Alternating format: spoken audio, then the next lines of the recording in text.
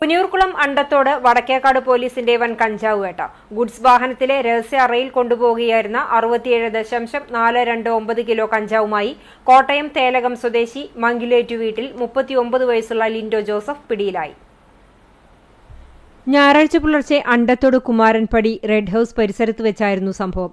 കമ്മീഷണറുടെ നിർദ്ദേശത്തെ തുടർന്നുള്ള തെരഞ്ഞെടുപ്പ് ഡ്യൂട്ടിയുടെ ഭാഗമായി നടത്തിയിരുന്ന പരിശോധനയ്ക്കിടെയാണ് കഞ്ചാവ് പിടികൂടിയത്. സംശയം തോന്നിയതിനെ തുടർന്ന് വിദഗ്ധ പരിശോധന നടത്തിയപ്പോഴാണ് വാഹനത്തിന്റെ ഡ്രൈവറുടെ ക്യാബിനോട് ചേർന്ന് തകിട്ടിൽ സ്ക്രൂ ചെയ്ത് പ്രത്യേകം തയ്യാറാക്കിയ രഹസ്യ അറയിൽ സൂക്ഷിച്ച നിലയിൽ കഞ്ചാവ് കണ്ടെത്തിയത്. പ്രതി ഒഡീഷയിൽ നിന്നും എറണാകുളം കേന്ദ്രീകരിച്ച് വിൽപ്പനയ്ക്കായി കഞ്ചാവ് എത്തിച്ചുകൊടുക്കുന്ന ആളാണെന്ന് വ്യക്തമായിട്ടുണ്ട്.